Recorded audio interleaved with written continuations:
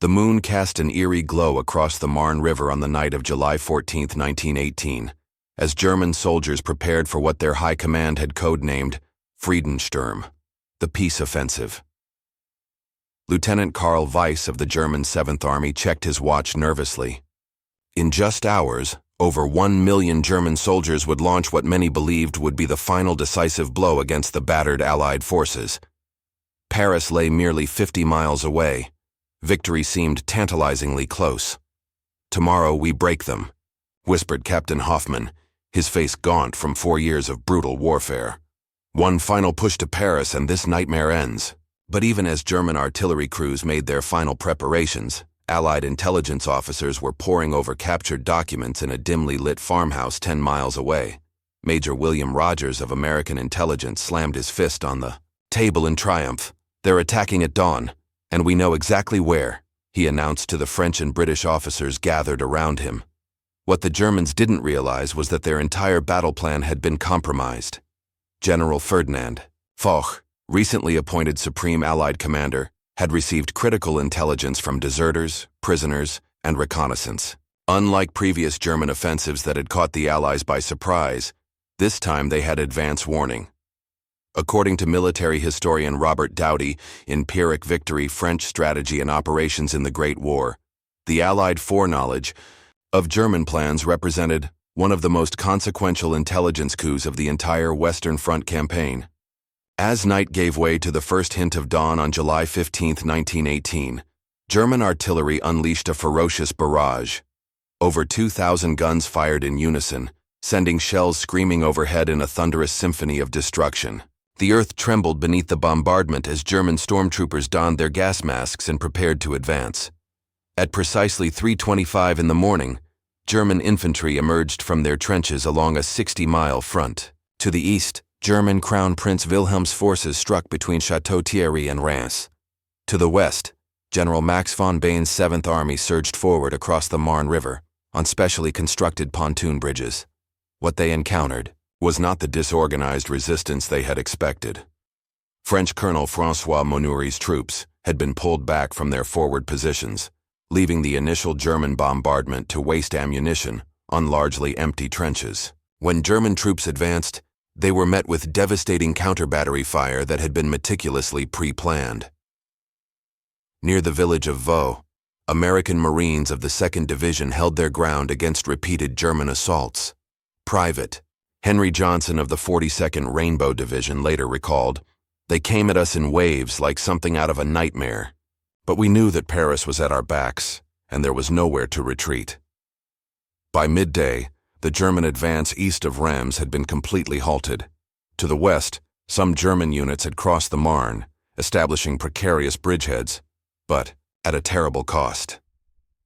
Lieutenant Weiss watched in horror as pontoon bridges collapsed under Allied artillery fire, sending scores of his comrades into the churning river. As night fell on that first crucial day, German commanders realized their offensive was not proceeding according to plan. General Erich Ludendorff, the mastermind behind the German spring offensives, received troubling reports from across the front. The element of surprise, key to previous German successes, was conspicuously absent. In a chateau 20 miles behind Allied lines, General Foch was already preparing his counterstroke. "We have weathered their initial blow," he told his assembled commanders. "Now we prepare to deliver our own." The Second Battle of the Marne had begun, and with it, the fate of the Western Front, perhaps the war itself, hung in the balance. The morning of July 16th dawned with a haze of gunpowder hanging over the Marne Valley. German forces that had successfully crossed the river found themselves in an increasingly precarious position. Supply lines stretched across hastily constructed pontoon bridges that were under constant artillery bombardment from Allied guns. Colonel Heinz Guderian, a future architect of Blitzkrieg but then just a staff officer, surveyed the scene with growing concern. "We've advanced 7 kilometers, but to what end?" he asked his commanding officer. "Our men are exhausted, and the Allies seem to be everywhere." Indeed, the Allied response was gathering momentum. French colonial troops from Morocco and Senegal launched fierce counterattacks against German positions near Dormans. American units of the 3rd Division earned the nickname Rock of the Marne, as they stood firm against repeated German assaults around Chateau Thierry. Private Eddie Rickenbacker, who would later become America's top flying ace, was flying reconnaissance missions over the battlefield. From above, you could see the German advance stalling like a wave breaking on rocks, he wrote in his journal. Their columns were backing up on the roads, creating perfect targets. The New York Times correspondent Edwin James reported from the front on July 17th. The Germans have thrown their dice for Paris and appear to have lost. American troops have played a vital role in stemming what may be the last great German offensive of the war. By the evening of July 17th, German forces had pushed at most 10 kilometers beyond the Marne at their deepest penetration, far short of their objectives. More troublingly, for the German High Command, reports were coming in of massive Allied troop movements behind the lines. Something was brewing, but the nature of the Allied plan remained elusive. Lieutenant Karl Weiss found himself commanding a depleted company holding a small farmhouse near Mont-Saint-Père. Of the 140 men who had crossed the Marne with him 2 days earlier, only 63 remained. Ammunition was running low, and promised reinforcements had not materialized. "Hold at all costs," came the orders from regimental headquarters. "Reinforcements will arrive by morning." But Weiss, a schoolteacher from Dresden before the war, recognized the hollow promise. The German offensive was losing steam, and everyone on the front lines knew it. 10 miles away, in a converted school building serving as a field hospital, Sister Marie Claire, a French nurse with the Red Cross, worked frantically to save wounded Allied soldiers. "They bring them in faster than we can treat them," she told a visiting chaplain. But their spirits remain strong. They sense the tide is turning. Among her patients was Sergeant Thomas Miller of the American 28th Division. "We've got them now," he told her through gritted teeth as she bandaged his shrapnel wounds. "They've shot their bolt." The prediction would prove prescient. By July 18th, just 3 days into the offensive, General Ludendorff was facing a difficult decision. The attack had clearly failed to achieve breakthrough, and intelligence reports indicated massive Allied forces gathering for a counterattack. In the skies above, the air war raged with unprecedented ferocity. The famous German flying circus, led by Ernst Udet after the death of the Red Baron 3 months earlier, clashed with Allied squadrons in swirling dogfights. American pilot Lieutenant Quentin Roosevelt, son of former President Theodore Roosevelt, was shot down and killed on July 14th, symbolizing the growing American sacrifice.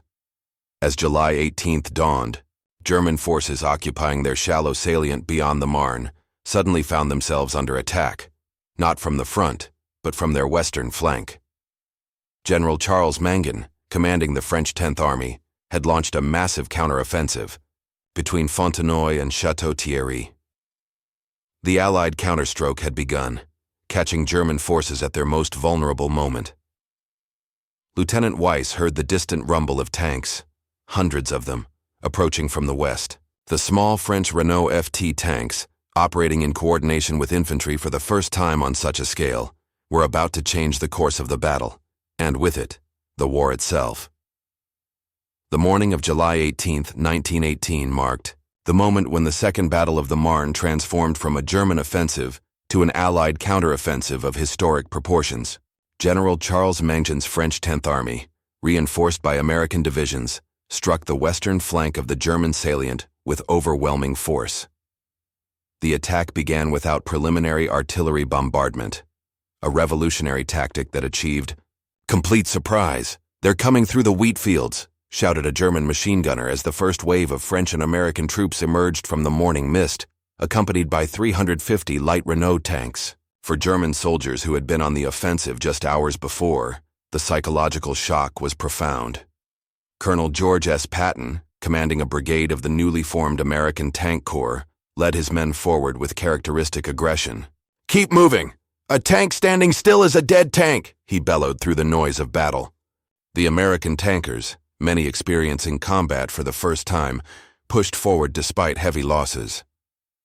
War correspondent Floyd Gibbons of the Chicago Tribune reported, "I witnessed American and French forces advancing shoulder to shoulder across open ground with a determination that simply could not be stopped.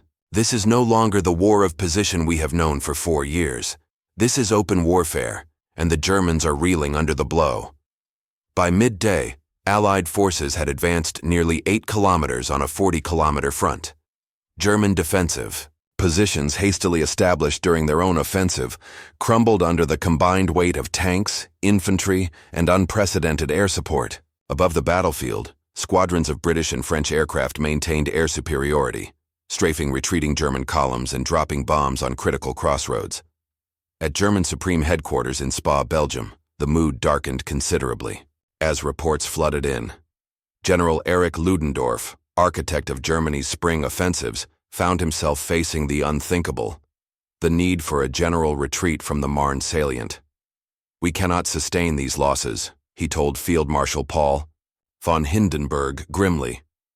"The Americans are arriving in greater numbers than we anticipated, and our men are exhausted."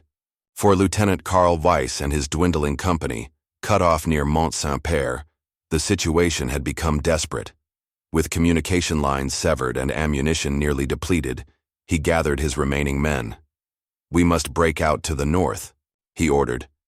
"Move only at night, avoid main roads, and make for our lines beyond the Vesle River." Their retreat was emblematic of the wider German experience, chaotic, costly, and conducted under relentless Allied pressure. Many German units maintained discipline, fighting skillful rearguard actions, but others disintegrated under the strain. On the Allied side, the advances continued with growing momentum. French colonial troops, British reinforcements, and fresh American divisions pressed forward despite the summer heat and stiffening German resistance.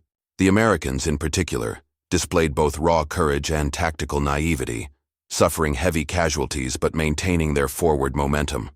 Corporal Henry Lewis of the American 42nd Division recorded in his diary, "We've been marching and fighting for 3 days straight.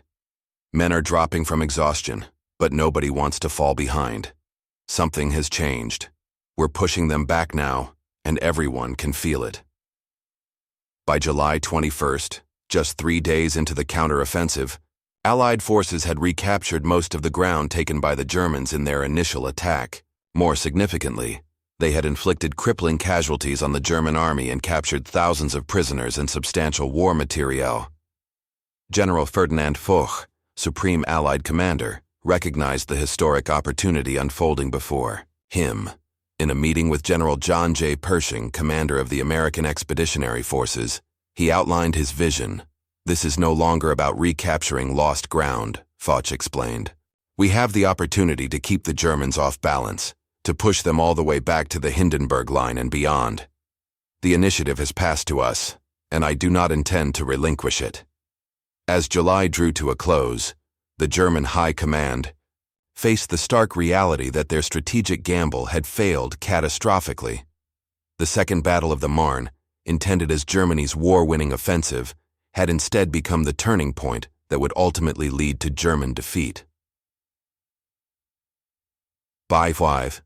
July 25, 1918, the German retreat from the Marne salient had become general. What had begun as a tactical withdrawal was rapidly transforming into a strategic defeat of monumental proportions. All along the front, German divisions pulled back under relentless Allied pressure, abandoning equipment and leaving their dead unburied in their haste to establish new defensive positions. General Ludendorff, once the confident architect of Germany's spring offensives, now showed signs of the nervous breakdown that would eventually claim him. "The 8th of August will be the black day of the German army," he would later write, though the disaster at the Marne was the true beginning of the end. For the Allied forces, pursuit operations presented new challenges. 4 years of trench warfare had not prepared them for the demands of open warfare. Supply lines stretched thin, artillery struggled to keep pace with advancing infantry, and coordination between different national contingents proved difficult. Lieutenant Colonel George C. Marshall, serving on the American First Army staff, worked frantically to solve these logistical puzzles. "Victory will go to the side that can keep its men fed, armed, and moving forward," he told his staff officers. His organizational genius, which would later serve him as Army Chief of Staff during World War II, was already evident. The London Times military correspondent reported on July 27th, "Something remarkable is happening on the Western Front. After 4 years of stalemate, We are witnessing warfare of movement once again. The Allied advance continues despite determined German resistance, suggesting a fundamental shift in the strategic balance. French General Henri Pétain, cautious by nature after witnessing the slaughter of Verdun, now embraced the offensive spirit. Push forward, but husband your resources, he instructed his corps commanders. This battle may be the beginning of the final campaign. The battle's human dimension was captured in countless small dramas playing out across the churning front. Near the village of Fère-en-Tardenois, Sergeant Michael Collins of the American 26th Yankee Division encountered an elderly French couple who had refused to flee their farm despite being caught in the battle zone. They fed us from their garden and wept when they saw the American flag, Collins wrote home. The old man had fought in 1870 against the Germans. He kept saying, "This time, finish it. This time, finish it for good." For retreating German soldiers like Lieutenant Weiss, now leading just 28 survivors of his original company, the psychological impact was profound. "We entered this offensive believing it would end the war in our favor," he confided to his diary. "Now we speak only of finding defensible positions and surviving until winter." By August 1st, Allied forces had reached the line of the Vesle River, recapturing critical terrain, including the strategically important Soissons. The German army had suffered over 100,000 casualties, including 20,000 prisoners. Perhaps more significantly, they had lost the initiative that had been their primary advantage since their spring offensives began in March. In the skies above, the air war reflected the changing fortunes on the ground. German air units, once dominant, now struggled against growing Allied air superiority. American ace Eddie Rickenbacker claimed 3 victories during this period, part of the increasingly effective American air presence. "The Huns are still skilled, still dangerous," he noted, "but there are fewer of them each day and their aircraft lack the fuel and maintenance they once had. We can sense their desperation in the way they fight." At the German Imperial headquarters, a somber reality was setting in. On August 1st, Crown Prince Wilhelm, commanding Army Group German Crown Prince, sent a report to his father, Kaiser Wilhelm II. "The American forces have demonstrated combat capabilities far beyond what we anticipated," he wrote. "Their inexperience is offset by their numbers, equipment, and remarkable enthusiasm for combat. We cannot sustain a war of attrition against such an opponent." The Kaiser, increasingly marginalized from military decision-making, could offer little but platitudes in response. The real power now rested with Hindenburg and Ludendorff, and they faced an impossible strategic situation. As the battle entered its final phase in early August, the focus shifted to the Vesle River line, where German forces attempted to establish new defensive positions. Here, the Americans would face some of their toughest fighting yet, a baptism of fire that would transform green troops into veterans of one of history's most consequential battles. The first days of August 1918 brought scorching heat to the Vesle River Valley. Along its northern banks, German engineering units worked frantically to construct defensive positions, while their rearguard fought desperate actions to slow the Allied advance. The river itself, though not large, presented a natural obstacle that the exhausted Allied forces now had to overcome. For the American divisions at the forefront of the advance, the Battle of the Marne was transforming into the Battle of the Vesle, a brutal introduction to the realities of attritional warfare. The 28th, 32nd, and 77th Divisions found themselves assigned to some of the most difficult sectors. "The Germans have their backs to the wall now," observed Brigadier General Douglas MacArthur, then commanding a brigade of the 42nd Rainbow Division. "This makes them more dangerous than ever." His assessment proved accurate. German resistance stiffened considerably along the Vesle, with well-placed machine gun nests, poison gas barrages, and precisely targeted artillery making every Allied advance costly. According to the official history of the American Expeditionary Forces, the fighting along the Vesle represented some of the most difficult combat experienced by American troops during the war. Inexperienced divisions learned harsh lessons in combined arms operations against a skilled defensive opponent. Near the shattered village of Fisum, Corporal Alvin York, who would later achieve fame for his actions in the Argonne, led a patrol attempting to locate German machine gun positions. "We could hear the guns, but couldn't see them," he later recalled. They had every approach covered. It was like trying to walk through rain without getting wet. The difficulties faced by American troops stemmed partly from their own tactical inexperience and partly from the challenges of the terrain. The ground between the Marne and the Vesle featured rolling hills, woods, and numerous small villages, ideal for defensive operations. Furthermore, after years on the Western Front, the Germans had mastered the art of the fighting withdrawal. Nevertheless, the Allied advance continued. On August 4th, elements of the 28th Division established bridgeheads across the Vesle, supported by French colonial troops on their flanks. The costs were severe. Companies that had started the offensive at full strength now operated at half capacity or less. For Lieutenant Karl Weiss, now commanding a machine gun company hastily assembled from various depleted units, the defense of the Vesle line represented Germany's last hope of stabilizing the front. "We must hold here," his battalion commander instructed. "Buy time for the construction of new defensive lines to the north." What neither Weiss nor his superiors fully appreciated was the strategic vision now animating Allied operations. General Foch had recognized that the Second Battle of the Marne represented not just a tactical victory, but a strategic turning point. On August 6th, he met with Allied leaders including Haig, Pétain, and Pershing to outline his concept for a series of coordinated offensives along the entire Western Front. "We will give the enemy no rest," he declared. "As he shifts reserves to meet one threat, we will strike elsewhere. The time for limited objectives is past."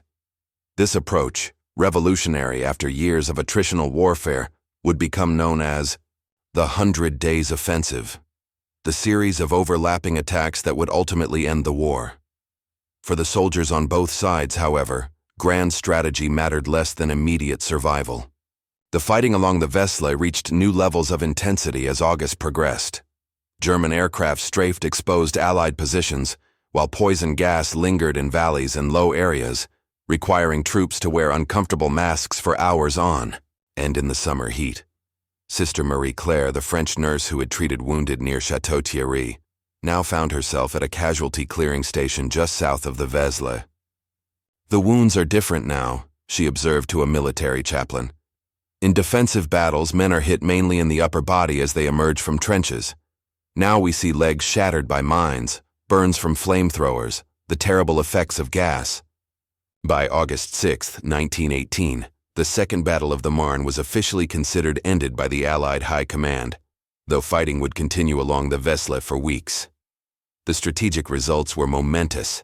The German offensive capability had been broken, the initiative had passed permanently to the Allies, and the American Expeditionary Force had proven its combat effectiveness.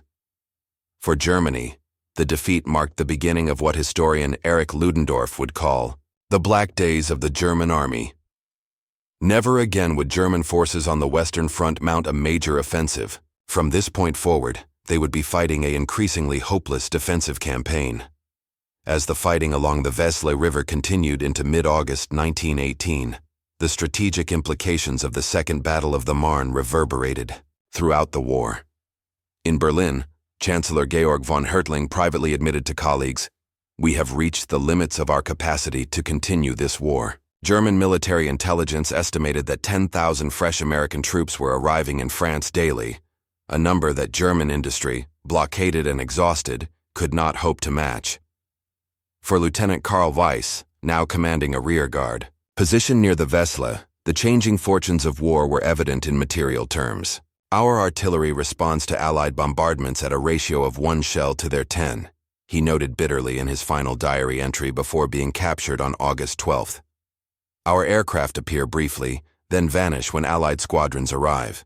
This is no longer a war of equals." On the Allied side, the victory at the Marne had unleashed a new offensive spirit. General John J. Pershing, commander of the American Expeditionary Forces, began planning for the first all-American operation of the war, the reduction of the Saint-Mihiel salient in September. British Field Marshal Douglas Haig prepared for a major offensive against the Hindenburg Line. The long stalemate of the Western Front had been broken, never to return. In a confidential assessment prepared for President Woodrow Wilson, Colonel Edward House wrote, "The Second Battle of the Marne may well be recorded as the turning point of the war. German offensive capability appears permanently broken, while Allied morale and material superiority grow daily. Military advisors now speak not of winning the war in 1919, but of the possibility of victory before this year ends. For the soldiers who had fought at the Marne, the battle's significance was measured in more immediate terms.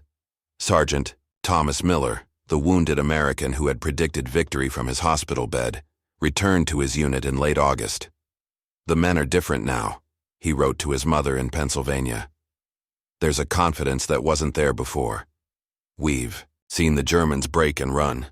The myth of their invincibility is shattered.' The battle had demonstrated the effectiveness of combined arms operations, the coordination of infantry, artillery, tanks, and aircraft that would dominate warfare for the next century. French General Jean-Baptiste Estienne, pioneer of armored warfare, observed, "At the Marne we witnessed the birth of modern warfare. No single arm can achieve victory alone. It is the integration of all elements that creates irresistible momentum." By late August, German forces had been pushed back to the Aisne River, establishing a new defensive line that would hold temporarily. But the strategic initiative had been irretrievably lost. On August 14th, Ludendorff met with the Kaiser and Chancellor Hertling at Supreme Headquarters to deliver his grim assessment. "The war can no longer be won militarily," he stated bluntly. "We must seek favorable terms before our negotiating position deteriorates further." This remarkable admission from the man who had promised victory just months earlier marked the beginning of Germany's pursuit of an armistice, a process that would culminate in the November 11th agreement that ended the fighting. For civilian populations on both sides, news of the battle's outcome produced dramatically different reactions. In Paris, which had been under threat of German occupation just weeks before, public celebrations erupted. The famous Taxi de la Marne, now displayed in the city's military museum, became a symbol of French resilience, commemorating the taxis that had rushed reinforcements to the First Battle of the Marne in 1914. In Berlin and other German cities, food riots and peace demonstrations increased in frequency and intensity. The German home front, suffering under the Allied blockade, could no longer sustain the imperial ambitions that had launched the war. Sister Marie Claire, the French nurse who had witnessed the human cost of the battle firsthand, perhaps best, captured its historical significance while writing to her sister, "Something has changed fundamentally.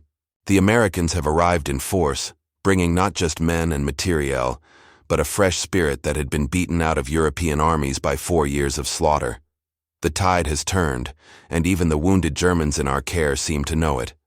Indeed, within 100 days of the conclusion of the Second Battle of the Marne, the war would end. The offensive launched by Allied forces on August 8th, which Ludendorff called the Black Day of the German Army, was directly enabled by the victory at the Marne. The subsequent offensives at Saint-Mihiel and the Meuse-Argonne continued, the relentless pressure that ultimately broke German resistance.